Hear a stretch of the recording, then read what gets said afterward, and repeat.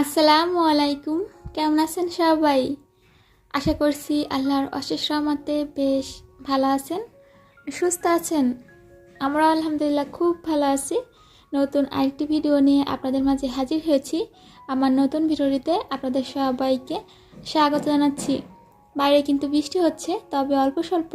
সকালের নাস্তা রেডি করছি। তো আজ খুদের ভাত রান্না করব, এই জন্য ভাঙা যে ভাতের চালটা আছে সেটা নিয়েছি। আমার আপুরা আজ অনেক বেশি নয়েজ পাবেন, কারণ আজ দিনে ভয়েস দিচ্ছি। এখন কি করার, ভিডিও দেখতে হলে ইগনোর করতে হবে। রাতেও সম্ভব হয়ে ওঠেনি ভয়েস দেওয়ার। আমার আপুরা যারা ভিডিওটি দেখা শুরু করেছেন, ছোট্ট একটা লাইক দিয়ে আমার সম্পূর্ণ ভিডিওটি দেখতে পারেন। তো এখানে আমি কুকারে রান্না করছি। তো এখানে পেঁয়াজ, রসুন এবং কাঁচামরিচটা ভেজে নিয়েছি। এরপর এখানে যে ধুয়ে রেখেছিলাম চালগুলো, সেই চালগুলো দিয়ে দিয়েছি। এখন কিছুটা সময় নিয়ে ভেজে নিব, তারপর পরিমাণ মতন পানি দিয়ে রান্না করে নিব। এই তো এভাবেই খুদের ভাত রান্না করি। তো এখানে অনেকেই শাক, তারপর হলুদ এগুলো দিয়ে থাকে, তবে আমি সেটা দেই না। আমার কাছে এই অল্প উপকরণ দিয়ে সাধারণভাবে রান্না করলে ভালো লাগে। তো নিজের পছন্দ মতনই রান্না করি। এখানে আমি পরিমাণ মতন পানি দিয়ে দিয়েছি, কুকারের ঢাকনাটা লাগিয়ে দিয়েছি। এখন 3টা সিটিতে নিব। অন্যদিকে আমি কিছু শুকনা মরিচ ভেজে নিব, সেই সাথে ভর্তা করব। এখানে যে কয়টা শুকনা মরিচ ভাজছি, এগুলো দিয়ে আলু ভর্তা করব। আলু আমি কিন্তু কুকারে দিয়েছি সিদ্ধ হওয়ার জন্য। আপুরা কি খেয়াল করেছেন? তো এভাবেই করি মাঝে মাঝে। দেখা যায় কি যে কুকারে যখন খুদের ভাত রান্না করি, তখন আলুটাও দিয়ে দিই, এতে করে অল্প সময়ের ভিতর সিদ্ধ হয়ে যায়। একই সাথে 2টা কাজ করে ফেলতে পারি। এদিকে শুকনা মরিচ ভেজে নিয়েছি, সেই সাথে এখানে শুটকি ভর্তা করব, এই জন্য এখানে দিয়েছি শুকনা মরিচ, সেই সাথে পেঁয়াজ এবং রসুন একটু সময় নিয়ে ভেজে নিয়েছি। এরপর এখানে দিয়ে দিয়েছি চাপা শুটকি। তো 2টা চাপা শুটকি দিয়েছি। যে পরিমাণে পেঁয়াজ রসুন আছে, এখানে 2টা চাপা শুটকি যথেষ্ট। এখন পাটায় বেটে নিব। এই তো ভর্তা আজ এগুলোই। আলু ভর্তা করব, সেই সাথে চাপা শুটকি ভর্তা। বাইরে যখন বৃষ্টি হয়, বাইরে অন্ধকার আচ্ছন্ন থাকে, সেই সাথে এই যে আমার রান্নাঘরের পরিবেশটা খুব সুন্দর লাগে। শুটকি তো অনেক পছন্দ, তার ভিতর চাপা শুটকি এটাও কিন্তু পছন্দ, তবে অনেকেই চাপা শুটকি পছন্দ করেন না। পাটায় বেটে ঝাল ঝাল ভর্তাটা করে নিয়েছি। খুব বেশি ঝাল হয়েছিল। কুকারটা ঠান্ডা হয়ে গিয়েছে, এখন ঢাকনাটা খুলে নিচ্ছি। এখন এখান থেকে আলুটা তুলে আলু ভর্তাটা করে নিব। আমার মামিকে দেখেছি যে সকালে যখন ভাত রান্না করেন, তখন ভাতের ভিতরে সব ধরনের ভর্তা, মানে শাক, তারপর বেগুন, আলু এগুলো দিয়ে রান্না করতেন এবং পরবর্তীতে সেগুলো তুলে ভর্তা করতেন। এই তো আমিও সেখান থেকে অল্প কিছু হলেও করি, তবে আমি শুধু আলুটা সিদ্ধ দিই। এখানে আলু ভর্তা করে নিয়েছি, সেই সাথে বাবুর জন্য আলু সিদ্ধ রেখেছি। সে আলু সিদ্ধ দিয়ে তারপর খাবারটা খাবে। যেহেতু ঝাল ভর্তা, এটা কিন্তু তাকে কখনোই দেই না। আমাদের সকালের আয়োজনে এগুলোই ছিল: আলু ভর্তা, শুটকি ভর্তা, সেই সাথে খুদের ভাত। বৃষ্টিময় সকালে এই খাবারগুলো হলে আর কি লাগে বলেন? সন্ধ্যার নাস্তার প্রস্তুতি এখনই নিচ্ছি। এখানে চুলায় পানি দিয়ে দিয়েছি। পানিটা গরম হওয়ার জন্য চুলা ভিজিয়ে রাখবো। গরম পানিতে চুলা ভিজালে হয় কি, খুব তাড়াতাড়ি চুলাটা খুব সুন্দরভাবে ভিজে। চুলাগুলো প্যাকেটে আছে, এখন জারটা রিফিল করে নিব। আমার এক প্রিয় আপু বলছিলেন যে চুলা যদি হলুদ দিয়ে সিদ্ধ করা হয়, তাহলে চুলাগুলো কালো হয় না। আসলে এই চুলাগুলো দেখতে এমনিতেই কালো, এটা হলুদ দিয়ে সিদ্ধ করলেও কালো থাকে। তাছাড়া ভিজানোর পর একটু এর কালারটা পরিবর্তন হয়। সব সময় গরম পানি দিয়ে চুলা ভিজানো হয় না, তবে মাঝে মাঝে ভিজিয়ে থাকি যখন হাতে সময় কম থাকে। এই যে এখন সময় দুপুর 11টা বাজে। তো এই সময় যদি ঠান্ডা পানি দিয়ে চুলাটা ভিজিয়ে রাখি, তাহলে কিন্তু খুব সুন্দরভাবে চুলাটা ভিজবে না। এই জন্য হালকা কুসুম গরম পানি দিয়ে আমি চুলাটা ভিজিয়ে রেখেছি। অনেক দিন ধরে গাছের প্রতি যত্ন একটু কম হচ্ছে, এই জন্য একটু গাছের যত্ন নিব। ছোট্ট ঝুড়িটাতে গাছটা নষ্ট হয়ে গিয়েছিল, তো এখানকার পটটা চেঞ্জ করে দিয়েছি। সেই সাথে এখানে এরিকা পাম এবং লাকি বেম্বু গাছ আছে, গাছে পানি দিয়ে দিয়েছি। মেঘলা আকাশ দেখতে কিন্তু ভালো লাগছিল, খুব সুন্দর প্রকৃতি ছিল। মাঝে মাঝে দেখা যাচ্ছে যে গুড়ি গুড়ি বৃষ্টি হচ্ছে, বাইরে রোদ নেই। এখানে যে লাকি বেম্বু গাছটা আছে, রোদের অভাবে গাছের পাতাগুলো নষ্ট হয়ে গিয়েছে। তো ভেবেছি যে কিছুদিন যাক, তারপর নতুন করে ডালগুলো কেটে মাটিতে লাগিয়ে দিব। আমার ছোট্ট বাবা শোনা, সে রুমে সাইকেল চালাচ্ছে, মাঝে মাঝে আবার সাইকেল থেকে নেমে এই যে চেয়ারগুলো সরিয়ে দিচ্ছে। তো এগুলো তাকে খুব বেশি জ্বালাতন করছে হয়তো। এই তো এদিকে একটা একটা করে সবগুলো পাতা মুছে নিচ্ছি। এখন আমার এক ভালোবাসার প্রিয় আপুর কমেন্ট পড়ে নিই। আপু লিখেছিলেন, আপু আসসালামু আলাইকুম। ওয়ালাইকুম আসসালাম আপু, কেমন আছো? আলহামদুলিল্লাহ ভালো আছি, সব সময় ভালো থেকো, দোয়া করি। এত সুন্দর করে কমেন্টে রিপ্লাই দাও, ভালো লাগলো। আপুর নাম হয়তো নূপুর। প্রিয় আপু, অনেক ভালোবাসা, অনেক দোয়া রইল তোমার জন্য। আমি চেষ্টা করি আমার আপুদের কমেন্টে রিপ্লাই দিতে খুব সুন্দর করে, এবং চেষ্টা করি মনোযোগ দিয়ে কমেন্টগুলো পড়তে। তো হয়তো আমার আপুটা প্রথম আমার ভিডিওতে কমেন্ট করেছেন, এবং আমি যে কমেন্টগুলো রিপ্লাই দিয়েছি সেটা হয়তো তিনি পড়েছেন, এই জন্য এভাবে কমেন্ট করতে পেরেছেন। একটা মজার বিষয় শেয়ার করি, তবে আপুরা ভাবতে পারেন যে এটা আমার কষ্টের বিষয়, তবে না, এই সামান্য বিষয়ে আমি কখনোই কষ্ট পাই না। যখন আপুদের কমেন্টের রিপ্লাইগুলো দেই তো চেষ্টা করি তো ভালোবেসে রিপ্লাই দিতে।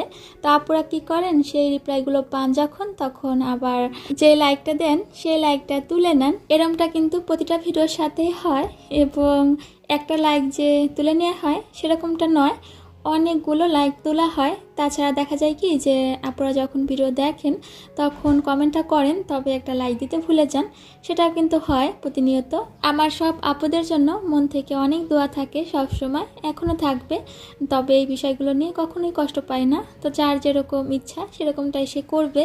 তবে আমার কাছে মনে হয় যে মন মানসিকতা পরিবর্তন করলে জীবন পরিবর্তন হয়। আমি যে স্থানে আছি সেই স্থানটাও পরিবর্তন হয়। তবে আমি শুধু খারাপের কথা বলছি না, ভালোর কথা বলছি। দেখবেন যখন একটা মানুষ ভালো থাকে, ভালো থেকে খারাপ হয়ে যায়, তখনও কিন্তু জীবনের অবস্থানটা পরিবর্তন হয়, সেরকমভাবে খারাপটাও। তাই আমরা চেষ্টা করব ভালোটাকে গ্রহণ করতে এবং খারাপটাকে এড়িয়ে যেতে। আমি জানি না আমার আপুরা আমার কথাগুলো কীভাবে নিয়েছেন বা নেবেন, তবে আমি চেষ্টা করি কাউকে কষ্ট দিয়ে কথা না বলতে। আমার কি মনে হলো, কষ্ট দিয়ে কথা বলার মতন কোনো কথা আজও বলিনি, আর কখনো বলবো না আমার আপুদের। তবে যদি ভুল ত্রুটি হয়ে থাকে তাহলে ক্ষমা সুন্দর দৃষ্টিতে দেখবেন আপুরা। তো এদিকে ডিম পরিষ্কার করে ডিম সিদ্ধ দিয়ে দিয়েছি চুলায়, সেই সাথে চুলায় ভাতগুলো বসিয়ে দিয়ে এদিকে ডিমগুলো ফ্রিজে রাখার জন্য এসেছি। অল্প সময়ের ভিতর কাজ শেষ করতে হলে একটার ভিতর আরেকটা কাজ করতে হয়, যেরকম এখন আমি করছি। ভাত বসিয়ে দিয়েছি, সেই সাথে ডিম সিদ্ধ বসিয়েছি, আর এদিকে বাসায় আরও কিছু কাজ করে নিয়েছি।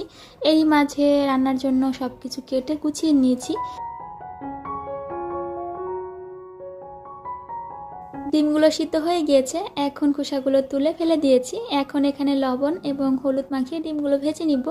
খুব সাধারণ রান্নাবান্না, সবসময় তো করি, আজও করছি। আয়শা আক্তার আইডি থেকে আমার প্রিয় আপু গত ভিডিওতে কমেন্ট করেছিলেন। আপু লিখেছিলেন, তুমি অনেক গোছালো ও পরিপাটি, অনেক সুন্দর ভিডিও, মাশাল্লাহ, অনেক অনেক অনেক ভালোবাসা প্রিয় আপু, তোমার জন্য অনেক দোয়া রইল।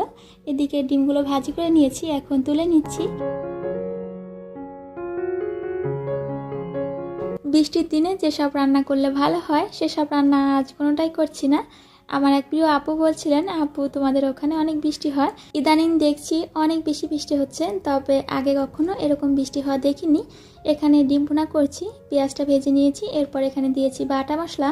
আমি মশলাগুলো পাটায় বেটে নিয়েছি, জিরা, রসুন, আদা, তারপর দিয়েছি পেঁয়াজ। তো সব কিছু একই সাথে বেটে মশলাটা দিয়েছি, এবং এখানে দিয়েছি হলুদ গুঁড়া, দিয়েছি শুকনো মরিচের গুঁড়া, পরিমাণ মতন লবণ। তো খুব ভালো করে মশলাটা কষিয়ে নিয়েছি। এরপর এখানে ভেজে রাখা ডিমগুলো দিয়ে রান্না করে নিচ্ছি। তো এদিকে আমি ঢ্যাঁড়স কেটে নিচ্ছি। ঢ্যাঁড়সগুলো আগেই আমি কয়েকবার পানি চেঞ্জ করে ধুয়ে নিয়েছিলাম, তারপর এখন কেটে নিচ্ছি। আমার ছোট্ট বাবা সোনা, সে অনেক সবজি পছন্দ করেন না, বিশেষ করে দেখা যায় যে কাঁকরোল, তাছাড়া আলুটাও খুব পছন্দ করে। আর এই যে ঢ্যাঁড়স, এটা তো অনেক বেশি পছন্দ করে। আলু এবং ঢ্যাঁড়স এই দুইটাই হচ্ছে তার পছন্দের সবজি।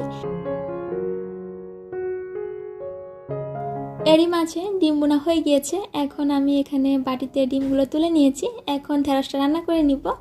আজ ঢ্যাঁড়স ডাল দিয়ে রান্না করব। ডালগুলো আমি আগে থেকেই ভিজে রেখেছিলাম, ভিজে রাখলে তো একটু তাড়াতাড়ি ডালগুলো সিদ্ধ হয়। ভাত হয়ে গিয়েছে, এখন ভাতের মাঠটা গেলে নিব। তো এখানে আমি পেঁয়াজ এবং রসুন, কাঁচামরিচ এগুলো ভেজে নিচ্ছি। তো এখানে কোনো বাটা মশলা অ্যাড করব না, শুধু এই মশলাগুলো দিয়ে রান্না করব। দিয়েছি হলুদ গুঁড়া এবং পরিমাণ মতন লবণ, এগুলো দিয়ে একটু ভেজে নিয়েছি। এরপর এখানে পরিষ্কার করে রাখা ডালগুলো দিয়ে কিছুটা সময় নিয়ে কষিয়ে নিব। ঢেঁড়স সবজিটা আমার কখনো মাছ দিয়ে রান্না করা হয়নি। দেখা যায় কি যে সব সময় ভাজি করা হয়, তাছাড়া এই যে ডাল দিয়ে রান্না করা হয়। তবে বেশিরভাগ সময় আমার ঢেঁড়সটা ভাজি করা হয়। আজ ডাল দিয়ে রান্না করছি, যে দেখছিলাম আমার ছেলেটা কতটুকু পছন্দ করে। ডালটা খুব ভালো করে কষিয়ে নিয়েছি, এরপর এখানে ঝোলের পানি দিয়েছি এবং ঢেঁড়সগুলো দিয়ে দিয়েছি। এখন রান্না করে নিব যতক্ষণ না ঢেঁড়স এবং ডালটা সিদ্ধ হয়ে আসছে। ঢেঁড়স এবং ডালের রান্নাটা হয়ে গিয়েছে, চুলা জালটা বন্ধ করে দিয়েছি, সেই সাথে এই তো ডালটা বাটিতে তুলে নিয়েছি।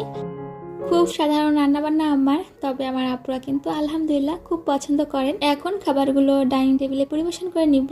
তো এরই মাঝে রান্নাঘর তো ক্লিন করে নিয়েছি, সেই সাথে রান্নাঘরে যেই কড়াইগুলো ছিল সেগুলো ক্লিন করে নিয়েছি। আমার বাবা সোনা আজ এখানে নেই, সে রুমে আছে। দুপুরের খাওয়া দাওয়ার পর রান্নাঘরে এসেছি, তো এখনই সিদ্ধ করে রাখছি। সন্ধ্যার দিকে এমনিতে আমার নাস্তা বানাতে ইচ্ছা হয় না, এই জন্য কাজটা একটু এগিয়ে রাখছি। এখানে চুলাগুলো পরিষ্কার করে ধুয়ে নিয়েছি, এরপর এখানে চুলাগুলো দিয়ে দিয়েছি, সেই সাথে একটা আলু দিয়েছি। সিদ্ধর সময় আমি পরিমাণ মতো লবণ ব্যবহার করি, সেটা দিয়েছি, সেই সাথে অল্প পানি দিয়ে দিয়েছি। চুলা সিদ্ধ করার সময় কুকারে যদি অতিরিক্ত পানি দেওয়া হয় তাহলে চিটি ওঠার সাথে সাথে পানিটাও বের হয়ে আসে। এখন কয়েকটা চিটি দিয়ে আমি চুলাটা সিদ্ধ করে নিব। আজকে সন্ধ্যার নাস্তার জন্য চুলা বোনা করছি, তো সন্ধ্যার দিকে আবার রান্না করে এসেছি। দুপুরে চুলাগুলো সিদ্ধ করে আমি ঠান্ডা পানি দিয়ে ওয়াশ করে রেখেছিলাম, এখন ভুনা করব। সেই সাথে এখানে পেঁয়াজ রসুন এগুলো কেটে নিয়েছি, বেটে নিয়েছি, তো মশলা রেডি করে নিয়েছি। এই তো এখানে কড়াইতে পরিমাণ মতন তেল দিয়ে দিচ্ছি, এখন কিছু পেঁয়াজ কুচি দিব। তো পেঁয়াজ কুচি দিয়ে পেঁয়াজটা কিছুক্ষণ সময় নিয়ে ভেজে নিব। আজকে চুলা ভুনা করছি, এখানে কোনো কাঁচামরিচ ব্যবহার করব না, শুকনা মরিচ দিয়ে অনেক বেশি ঝাল করে সেই সাথে চুই ঝাল দিব। তো এভাবেই রান্না করব। এখানে পেঁয়াজগুলো একটু ভেজে নিয়েছি, এরপর এখানে দিয়ে দিচ্ছি শুকনা মরিচ, সেই সাথে এখানে আছে জিরা রসুন আদা এগুলো বাটা। তো শুকনা মরিচের গুঁড়াটা আমি পানিতে ভিজিয়ে রেখেছিলাম। এই তো এখন মশলাটা খুব ভালো করে কষিয়ে নিব। আমার প্রিয় দিদি ভাই বাংলাদেশি ব্লগার তৃপ্তি আইডি থেকে দিদি ভাই গত ভিডিওতে কমেন্ট করেছিলেন, আপু প্রতিনিয়ত তোমার ভিডিও দেখি আর একটু একটু করে তোমার কথার ও কাজের প্রেমে পড়ে যাই। লাল কালারের প্রায় প্যান্টটা আমারও আছে। দিদি ভাই তো অনেক বড় একটা কমেন্ট করেছেন, তো একটু না হয় আজ পড়লাম। আমার বাসার অনেক জিনিসের সাথে আমার প্রিয় আপুদের জিনিসের সাথেও মিলে যায়, সেটা যখন আমার প্রিয় আপুরা জানান খুব বেশি ভালো লাগে। দিদি ভাই অনেক ভালো মনের একজন মানুষ, অনেক অনেক অনেক বেশি ভালোবাসা রইল দিদি ভাই। যখনই চুলা বোনা করি তখন আলু সিদ্ধটা দেওয়ার চেষ্টা করি। এখানে মশলাটা খুব ভালো করে কষিয়ে নিয়েছি, এরপর আলু সিদ্ধ দিয়েছি, এখানে দিয়ে দিয়েছি চুই ঝাল। আলুগুলো দিয়ে আমি এখানে মশলাটা খুব ভালো করে কষিয়ে নিয়েছি, তেলটা কিন্তু ছেড়ে এসেছে মশলা থেকে। এরপর এখানে সিদ্ধ করে রাখা ছোলাগুলো দিয়ে কিছুটা সময় নিয়ে কষিয়ে নিব, এরপর ঝোলের পানি দিয়ে রান্না করে নিব। তো এভাবেই তো সব সময় চুলা বোনা করি, আজও করে নিচ্ছি। দিলরুবাস হোম আইডি থেকে আমার প্রিয় আপু গত ভিডিওতে কমেন্ট করেছিলেন। আপু লিখেছিলেন, আপু তোমার বাড়ি ফরিদপুর জেলায়, শ্বশুর বাড়ি না বাবার বাড়ি? আমার বাবার বাড়ি রাজবাড়ী জেলা, ফরিদপুরের পাশেই। আমি কিন্তু জানি যে রাজবাড়ী ফরিদপুরের পাশে, বাবার বাড়ি এবং শ্বশুর বাড়ি তো জেলা কিন্তু একই, ফরিদপুর জেলা, তবে থানা কিন্তু আলাদা। আমার প্রিয় আপু তোমার জন্য মন থেকে অনেক ভালোবাসা, অনেক দোয়া রইল। এদিকে কথা বলছিলাম আর চুলা বোনা হয়ে গিয়েছে, ভিডিওর শেষ প্রান্তে চলে এসেছি। আজ কিন্তু সেই মূল্যবান কথাটা এখনও বলিনি। আমার প্রিয় আপুরা জানি না এখন আমার সাথে আছেন কি না, যদি সাথে থেকে থাকেন এবং আজ আমার ভিডিওটি প্রথম দেখছেন বা এখন আমার চ্যানেলটি সাবস্ক্রাইব করেননি, যদি ভালো লাগে তাহলে চ্যানেলটি সাবস্ক্রাইব করে আমার পাশে থেকে যেতে পারেন। এদিকে আমাদের সন্ধ্যার নাস্তা রেডি। চুলা বোনার সাথে আমি এখানে শসা কুচি করে নিয়েছি, সেই সাথে পেঁয়াজ কুচি করে নিয়েছি। আপনাদের সবার সুস্বাস্থ্য কামনা করে আজ আমি এখানেই বিদায় নিচ্ছি। আল্লাহ হাফেজ, আসসালামু আলাইকুম।